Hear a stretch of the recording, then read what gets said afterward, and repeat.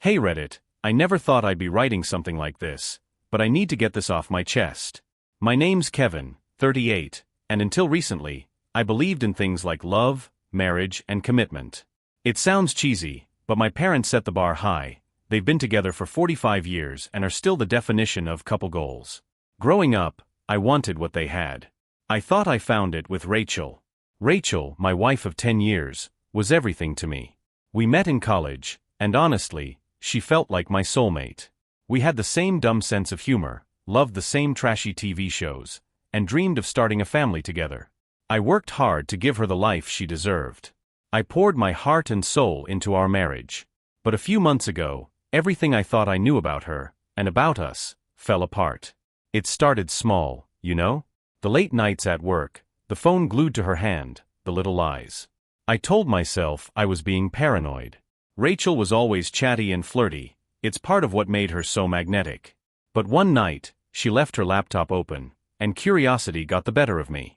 I found emails, hundreds of them, between her and a guy named Mike.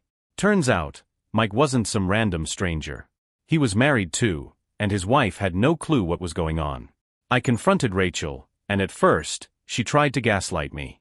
She said I was overreacting, that they were just friends. But the messages didn't lie. I'd never felt rage like that before.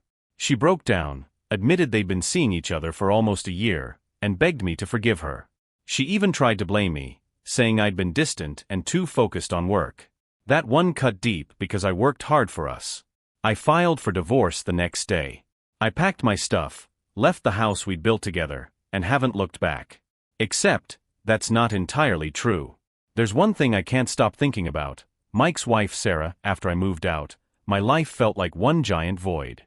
You know how they say you don't realize what you have until it's gone? I realized it, all right. Every quiet moment in my tiny, overpriced apartment was a reminder of what Rachel and I had and how she destroyed it. I thought I'd just focus on work, hit the gym, maybe get into some hobbies.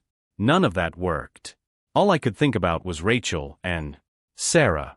Sarah was an unexpected twist in this mess. I didn't know much about her before all this.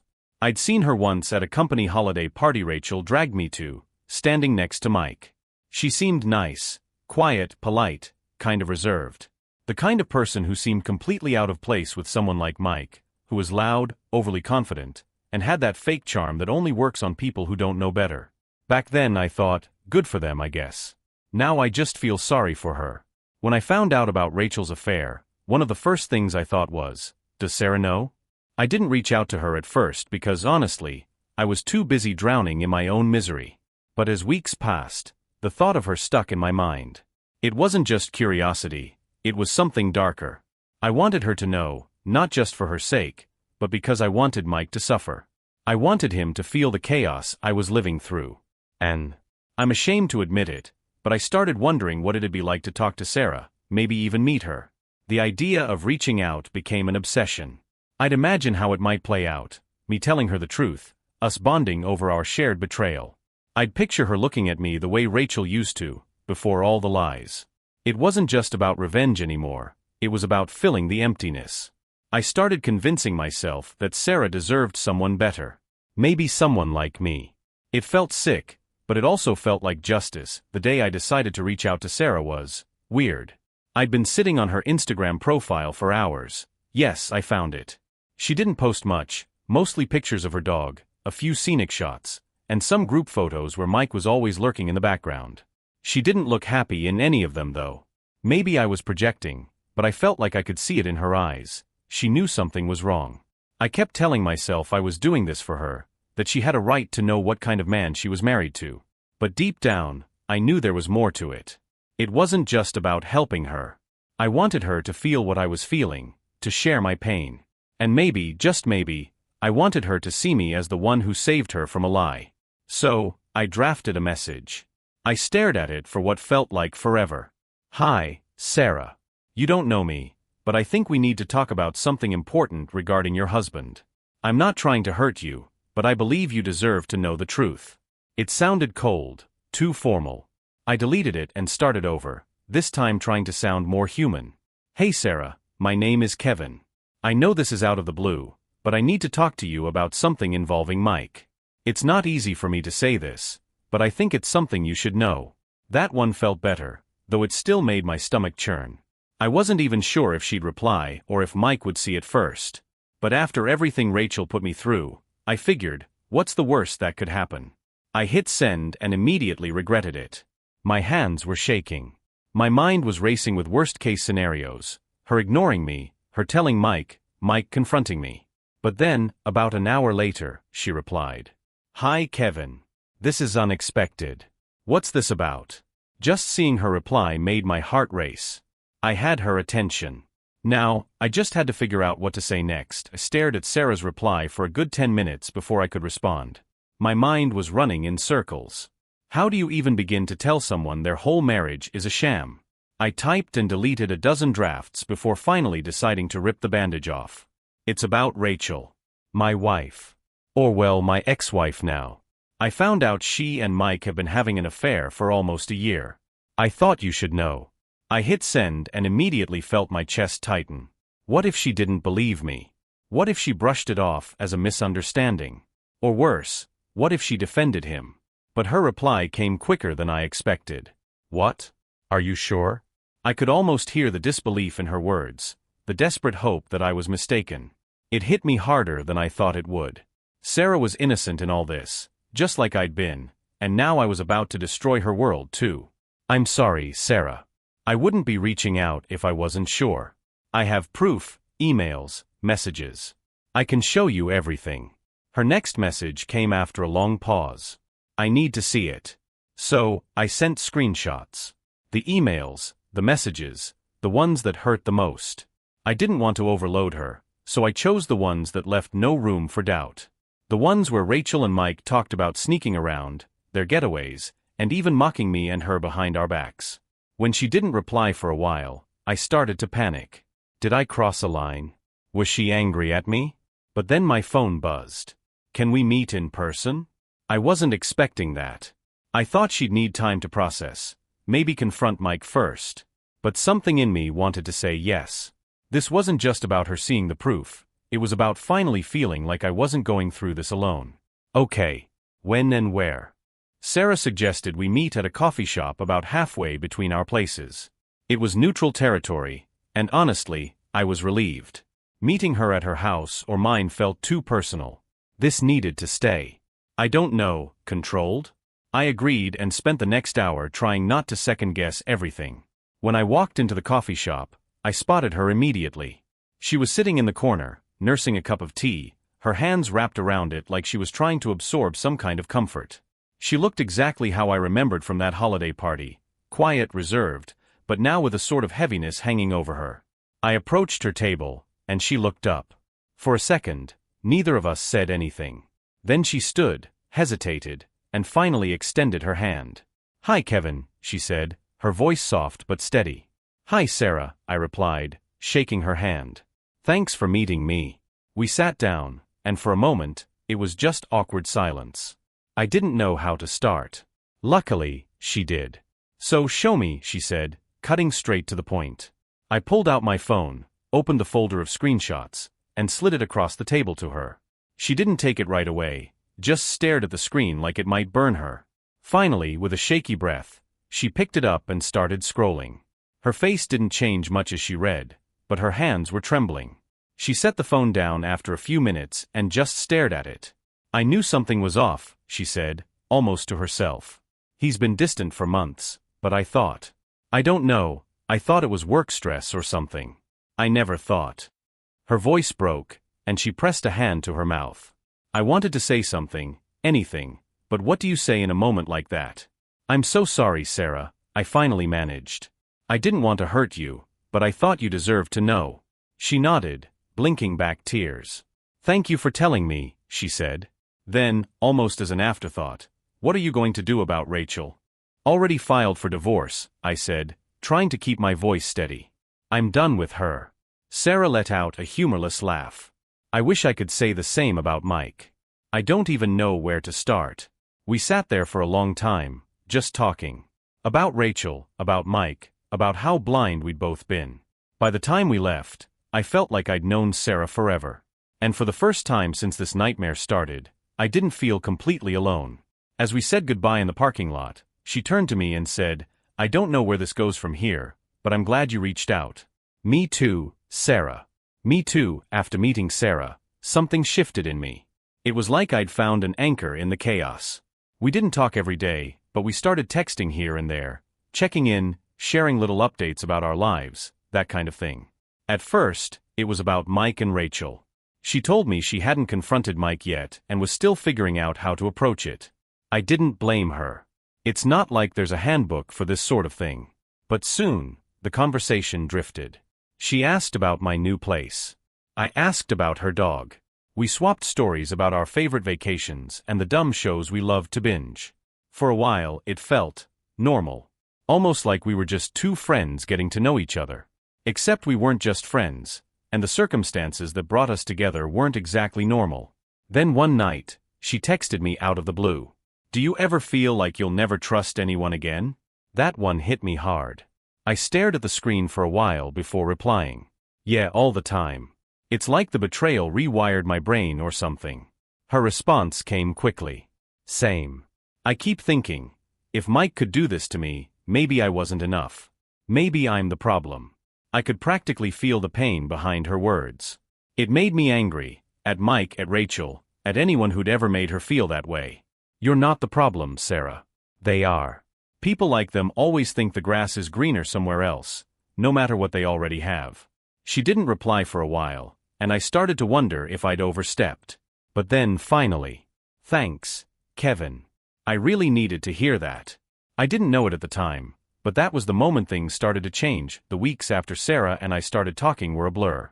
On the surface, it looked like I was moving on, work was steady, I was hitting the gym more, and I'd even started reconnecting with old friends.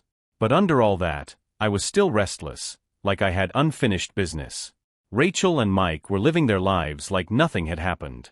That thought ate at me every day. How could they betray us so deeply and just move on? It wasn't fair. And then there was Sarah. The more we talked, the more I saw the cracks in her relationship with Mike, the way he manipulated her, gaslit her, and made her second-guess herself. She didn't deserve that. One night, I couldn't sleep. I found myself scrolling through Sarah's Instagram again, this time looking for clues about Mike. I wasn't proud of it, but I needed to know more about him, how he thought, how he operated. Then I noticed something in one of her older photos. Mike was tagged in a post from his company's holiday party. Clicking through the tags, I found his profile. It was public, of course. Mike seemed like the kind of guy who'd want the world to see how great his life was. I scrolled through his posts, each one more infuriating than the last. Photos of fancy dinners, expensive vacations, and overly staged candid moments. But what really got me was his captions. They were full of smug little quips like, "Work hard, play harder, and success is the best revenge." Ironic, considering how much of his life was built on lies. I don't know what came over me, but I started thinking about Sarah differently that night. She wasn't just another victim of Mike's deceit, she was my way to make him feel what I felt. What better way to hit him where it hurt than to take the one thing he thought he had control over, his wife? The thought startled me at first. It felt dark, even cruel. But the more I sat with it, the more it felt like justice. If Rachel and Mike could destroy lives without a second thought, why should I play by the rules? That's when I made up my mind. I wasn't just going to help Sarah. I was going to take her away from Mike. After that night, my interactions with Sarah felt different. I told myself I wasn't manipulating her, that I was just being there for her, someone she could lean on. But in the back of my mind, I knew what I was doing. I was positioning myself as the guy she could trust, the one who truly understood her. It didn't feel wrong at the time. It felt right. Sarah and I started meeting more often. Coffee turned into lunch, which turned into dinner. Each time, our conversations grew deeper. We talked about everything, our hopes, our regrets, the people we used to be before betrayal turned us into something else. It felt good to be around her, to feel like someone still valued me after Rachel tore my self-worth to shreds. One night, over dinner at this little Italian place she loved, Sarah told me she'd finally confronted Mike. "I told him I knew everything," she said, stirring her pasta but barely eating it. At first, he denied it. Then, when I showed him the proof, he tried to turn it around on me. Said I wasn't attentive enough, that I pushed him into Rachel's arms. She laughed bitterly. As if cheating was my fault. I clenched my fists under the table. That's what they do, I said. People like Mike and Rachel, they'll never take responsibility for their actions. It's always someone else's fault. Sarah nodded, her eyes glossy. I told him I wanted a separation. He didn't take it well. Said I was overreacting, that we could work through this. She sighed. But I can't. I don't even know who I am anymore, let alone who he is. I leaned forward, keeping my voice soft. You're stronger than you think, Sarah. You don't need him. You deserve someone who sees you for the amazing person you are. She looked up at me, and for a moment, I thought she might cry. Instead, she smiled, a small, fragile smile, but a smile nonetheless. Thanks, Kevin, she said. I don't know what I'd do without you. That was the moment I knew I had her. Mike might have destroyed her trust, but I was rebuilding it, piece by piece. And the more I saw her leaning on me, the more I felt like I was finally getting control of my life again. This wasn't just about revenge anymore. It was about winning. The more Sarah and I talked, the more I realized how deeply Mike had manipulated her. He'd built this narrative where he was the victim of circumstances, a good guy who just made a mistake. And for a while, Sarah had bought into it. But now, she was starting to see through the cracks. And I made sure to widen them. We were sitting in her living room one evening. She'd invited me over to talk because, in her words, "You're the only person who gets it." Her dog was curled up next to her on the couch, and she was sipping tea like we were old friends. It felt comfortable. Too comfortable. Do you think people like Mike can ever change? She asked, almost absently. I thought about it for a second, then shook my head. Honestly? No. Guys like him don't change because they don't think they've done anything wrong. They'll apologize, sure, but only to keep the peace. Not because they mean it. She nodded slowly, staring into her tea. That's what I'm afraid of. Even if I gave him another chance, I'd never trust him again. I don't even trust myself anymore. I leaned forward, trying to keep my tone gentle. You can't blame yourself for what he did, Sarah. That's on him, not you. You were trying to hold your marriage together. He's the one who tore it apart. Her eyes flicked up to meet mine, and for a moment, there was something vulnerable in her expression. I wish I believed that. You should, I said firmly. Because it's true. You didn't fail your marriage. Mike did. And you deserve better than someone who doesn't see your worth. She didn't say anything, but the way her shoulders relaxed told me I'd struck a chord. As the night went on, we kept talking, drifting from heavy topics to lighter ones. She laughed at one of my dumb jokes, and for the first time, it felt like she was letting her guard down. When I left that night, she hugged me. It wasn't just a polite hug, it was the kind of hug that lingers, the kind that says, "I'm glad you're here." Driving home, I felt a strange mix of emotions, satisfaction, guilt, and something else I couldn't quite name. I knew I was crossing a line, but I couldn't stop myself. Mike didn't deserve her. And if I had my way, he wouldn't have her for much longer. Few weeks after our dinner, Sarah texted me late one night. You awake? I had been trying to fall asleep, but sat up immediately when I saw her message. Yeah, what's up? Her reply came almost instantly. Can you come over? I don't want to be alone tonight. I didn't even hesitate. I grabbed my jacket and headed out the door. By the time I got to her place, it was clear she'd been crying. Her eyes were puffy, and she had that hollow look people get when they've been stuck in their own head for too long. What happened? I asked as she let me in. She shook her head and tried to wave it off. It's nothing. Just everything. Mike called earlier. He was trying to guilt me into giving him another chance. I clenched my jaw. What did he say? He said he's working on himself and that he still loves me. But then he turned it around, said I was overreacting, that I didn't give him a chance to explain. She let out a bitter laugh. What's there to explain? He cheated on me, Kevin. How do you explain that away? You don't, I said firmly. He's just trying to manipulate you. He doesn't want to fix things. He just doesn't want to lose control. She nodded, but I could see how torn she was. It wasn't like flipping a switch. She'd spent years building a life with him, and even though she knew it was over, part of her was still holding on. I'm sorry, she said suddenly, her voice trembling. I shouldn't have dragged you into this. Hey, I said, stepping closer. You didn't drag me into anything. I wanted to be here for you. She looked up at me, her eyes searching mine. Why? Why are you doing all this for me? The question caught me off guard. I opened my mouth to answer but hesitated. What could I say? That I cared about her? That I wanted to see Mike suffer? That I wasn't sure where the line between those two things was anymore? I guess I just understand what you're going through, I said finally. And I don't want you to feel like you're going through it alone. For a moment, we just stood there, the air between us thick with something unspoken. Then, before I could think better of it, I reached out and pulled her into a hug. She didn't resist. In fact, she melted into it, her arms wrapping tightly around me like I was the only thing keeping her upright. When she pulled back, her face was so close to mine I could feel her breath. For a second, I thought she might kiss me. And maybe, just maybe, I wanted her to. But then she stepped away, breaking the moment. I should probably get some sleep, she said, her voice barely above a whisper. Yeah, I said, my heart still racing. Of course. As I drove home, my mind was a storm of emotions.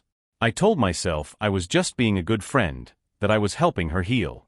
But deep down, I knew it was more than that. The lines were starting to blur. The following week, things with Sarah felt different.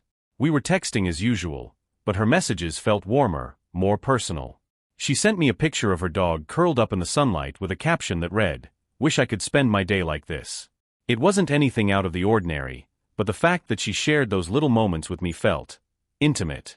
That Friday, we made plans to go hiking. Sarah said she needed to clear her head, and I was happy to tag along. The trail was quiet, winding through the woods and up to a scenic overlook. The whole way, we talked about everything except Mike and Rachel. It felt good, like a glimpse of what life could be if we weren't tied to all the pain and betrayal.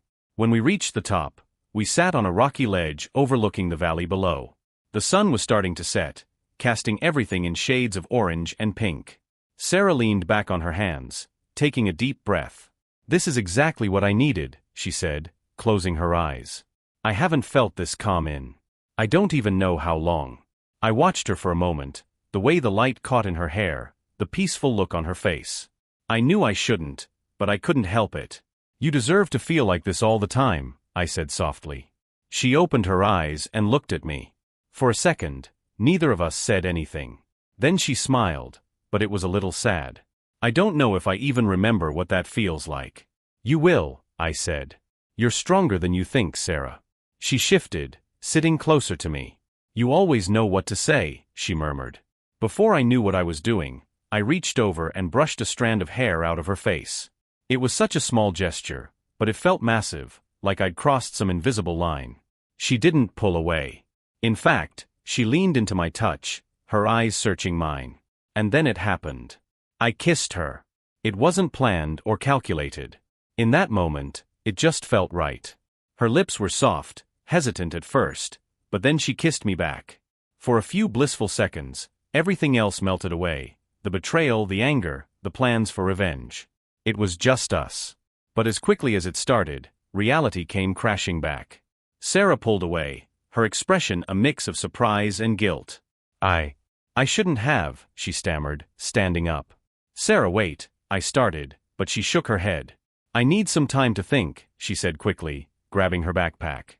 "I'm sorry, Kevin. This is a lot." I watched her walk away, my heart pounding in my chest. I'd crossed the line, and there was no undoing it. The question now was whether this would bring us closer together, or tear us both apart. The days after the kiss were agonizing. Sarah didn't text or call, and every hour of silence felt like a punishment. I replayed the moment over and over in my head, trying to figure out if I'd read the situation wrong. Maybe I'd pushed too far, too fast. Maybe I'd ruined everything. By the third day, I couldn't take it anymore. I sent her a message. "Hey, Sarah. I just want to make sure you're okay. I'm sorry if I made things harder for you. Please let me know if you want to talk." She didn't reply right away, and I started to lose hope. But then, late that night, my phone buzzed. "I'm sorry for disappearing. I just needed some time to process. Can we meet?" I agreed immediately, suggesting we meet at her place. When I arrived, she looked different, tired, like she hadn't slept much, but also more composed than I expected. She let me in without saying much, and we sat on opposite ends of her couch. "I've been doing a lot of thinking," she started, staring down at her hands. About everything. About Mike, about us. I held my breath, waiting for her to continue. The truth is, I don't regret the kiss, she said finally, her voice barely above a whisper. But it scared me. Because it made me realize how much I've been relying on you, and I don't know if that's fair. You don't have to apologize for leaning on someone, I said. You've been through so much, Sarah. It's okay to need support. She looked up at me, her eyes glassy. But what if I'm just replacing one bad situation with another? What if I'm not ready for this? For anything? I wanted to tell her she was wrong, that we could make this work, that we were different. But I could see how conflicted she was, how fragile. Pushing her now would only make things worse. I understand, I said, forcing myself to sound calm. You need time to figure things out, and I don't want to rush you. Whatever you decide, I'll respect it. Her lips trembled, and for a moment, I thought she might cry. But she held it together, nodding. Thank you, Kevin. That means a lot. We sat there in silence for a while, the air between us heavy with unspoken words. Finally, she broke it. I think I need to tell Mike it's over. Officially. I've been avoiding it, but I can't move forward until I deal with that. Hearing her say it felt like a small victory, but I kept my reaction neutral. If you need support, I'm here, I said. She gave me a small smile, the first I'd seen all night. I know you are. And I appreciate it more than you know. When I left, I felt a strange mix of relief and unease. I hadn't lost her, but I hadn't won her, either. She was still teetering on the edge, and all I could do was wait and see which way she'd fall. True to her word, Sarah took the first step in severing ties with Mike.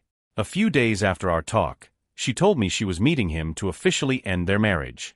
She didn't want me there, she said it was something she needed to do on her own, but she promised to call afterward. The day felt like it stretched on forever. Every time my phone buzzed, my heart jumped, only to sink when it wasn't her. I kept imagining how the conversation might go, what Mike would say to try to weasel his way out of it. Knowing him, he'd probably throw every excuse in the book at her, maybe even cry. Guys like Mike were masters at playing the victim. It was late that night when she finally called. Her voice was calm but tired, like she'd just finished running a marathon. It's done, she said. How did it go? I asked, trying to keep my tone steady. As expected, she replied with a bitter laugh. He denied everything at first. Even when I showed him the proof again, he acted like it wasn't a big deal. Like I was overreacting. Then when he realized I wasn't backing down, he started blaming me, said I didn't make him feel appreciated, that I wasn't affectionate enough. My jaw tightened. Of course he did. That's what people like him do, they deflect. That's exactly what I told him, she said, a hint of pride in her voice. I told him I wasn't going to let him manipulate me anymore. I'm done being his doormat. Hearing her say that made me feel something I hadn't felt in a long time, pride. I'm glad you stood up to him, Sarah. You deserve so much better than what he gave you. Thanks, Kevin, she said softly. I don't think I could have done it without you. The way she said it, so full of gratitude, made my chest tighten. I wanted to tell her how much she meant to me, how I wanted to be the one to show her what real love looked like. But I held back. It wasn't the right time. So what's next? I asked instead. I guess I'll start looking into the legal stuff, she said. Divorce lawyers, splitting assets, all that fun stuff. It's overwhelming, but I feel lighter now, you know? Like I can finally breathe.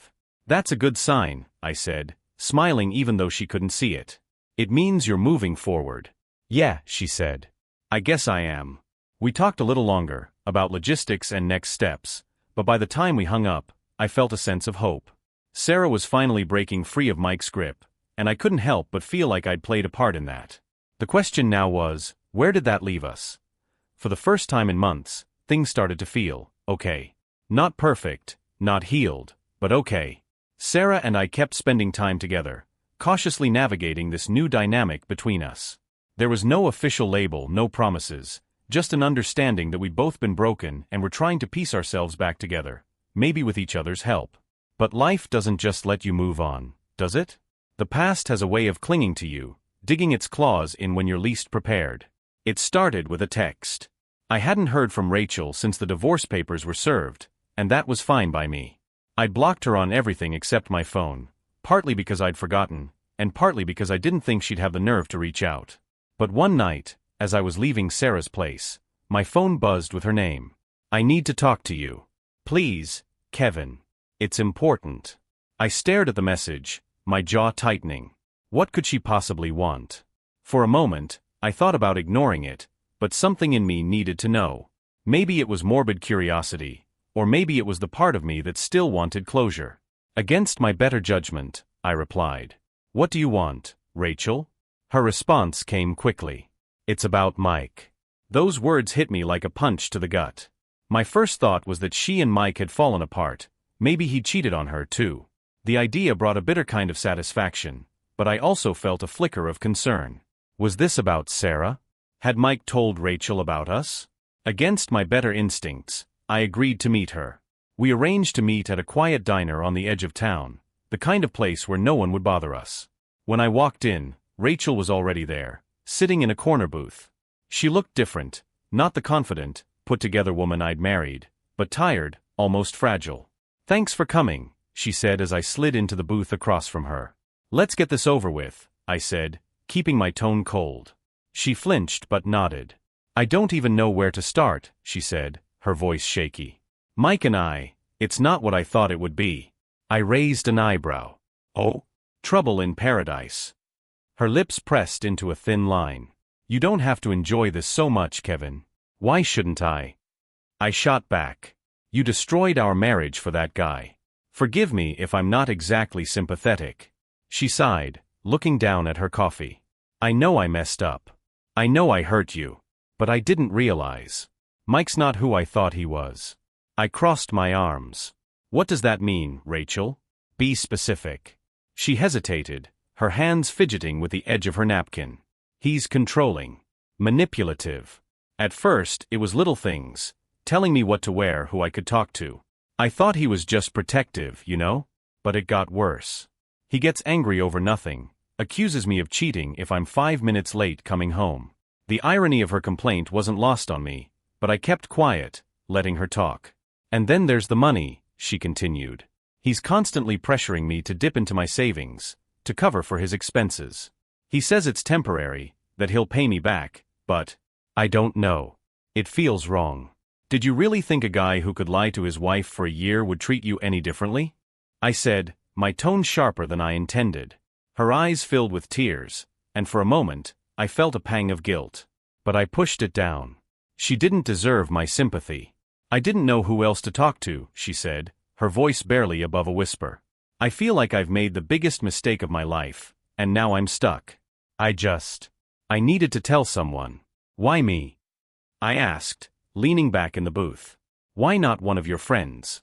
Or, I don't know, a therapist?" She looked at me, her expression raw. "Because you're the only one who knows what he's really like. And because I'm sorry, Kevin. For everything. I know it's too late to fix what I broke, but I needed you to hear that." Her apology didn't soften me. If anything, it made me angrier. "You think sorry erases what you did? You tore my life apart, Rachel. You don't get to sit here and play the victim now." She nodded, tears streaming down her face. I know I don't deserve your forgiveness.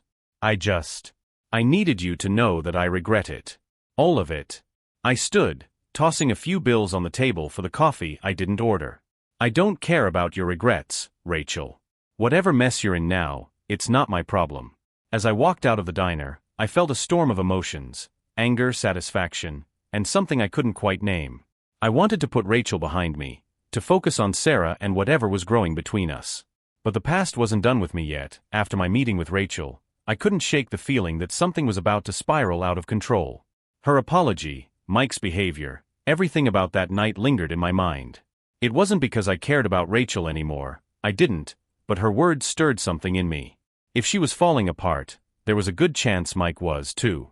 And if Mike was unraveling, what did that mean for Sarah? I hadn't told Sarah about meeting Rachel. It felt like crossing a line she didn't need to know about. But as the days went on, the weight of it pressed on me.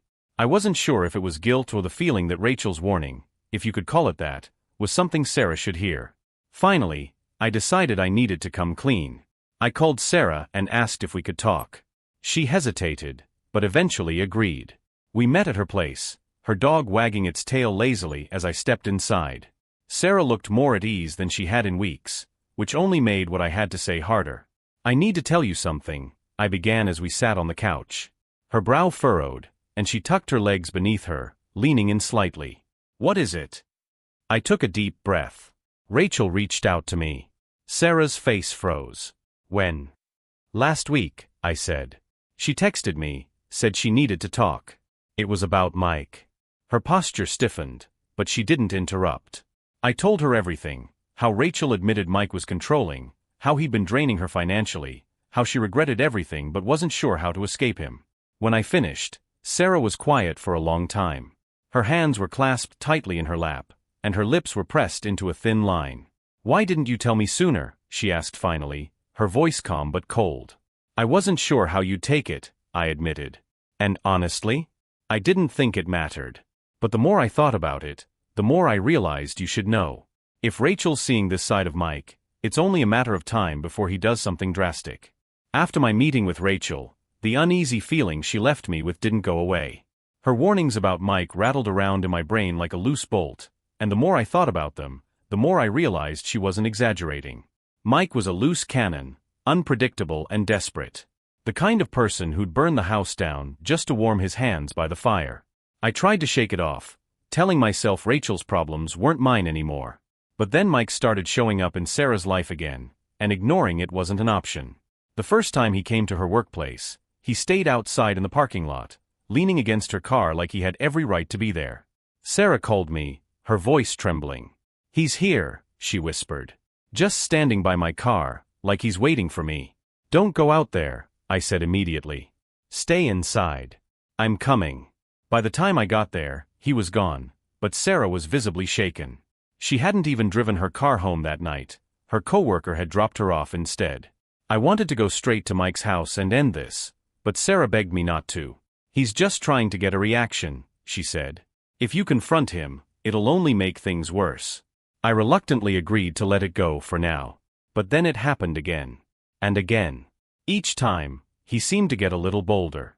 He sent her emails that started out apologetic, but quickly turned manipulative. He'd guilt her, accuse her of ruining his life, and then end with pleas for her to come back to him. Sarah ignored them, but I could see how much they wore on her. The final straw came when Mike showed up at her sister's house. Sarah was there for dinner, trying to have a normal night, when he appeared at the front door, demanding to talk to her. Her sister called the police, but Mike was gone before they arrived. That night, Sarah broke down completely. "I can't do this anymore," she said, pacing her living room. Her voice cracked, and tears welled up in her eyes. "I feel like I'm constantly looking over my shoulder, waiting for him to pop up out of nowhere. It's like he's everywhere, and I can't escape." "Then we need to do something," I said, standing.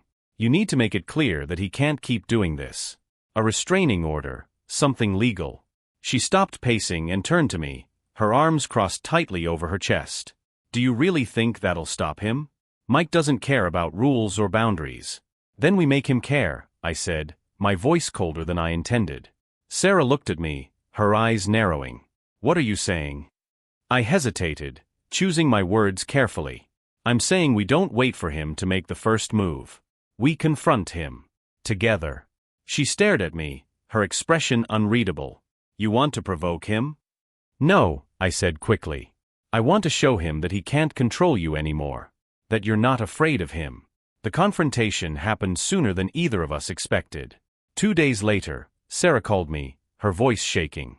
"He's here again," she said, barely above a whisper. "In the parking lot. By my car."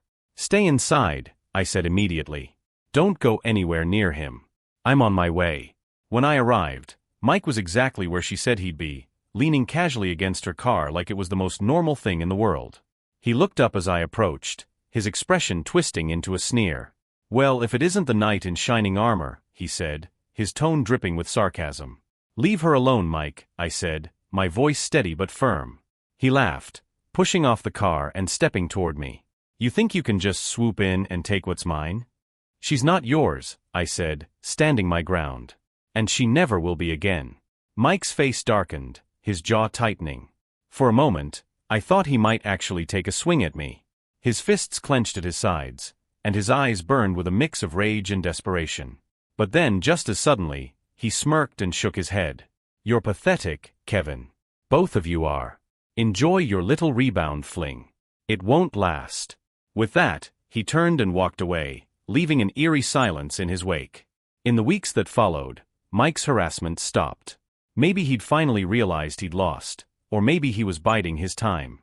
Either way, Sarah and I focused on moving forward. For the first time in months, Sarah started to smile again. We went on hikes, explored new restaurants, and spent quiet evenings at her place with her dog curled up between us. It wasn't perfect. There were still moments when the past crept in, casting shadows over our time together. But we were learning how to live with those shadows, how to move forward despite them. One evening, as we sat on her porch watching the sunset, Sarah turned to me, her expression thoughtful. "Do you think we'll ever really be free of them?" she asked softly. I thought about it for a moment, then shook my head. "I don't know. But I think we've already won. We're still here. Together." She smiled, leaning her head against my shoulder. "Yeah," she said quietly. "We are." For the first time in what felt like forever, I felt something close to peace. The past had left its scars, but it didn't own us anymore. We were free to start over, one step at a time. And for now, that was enough.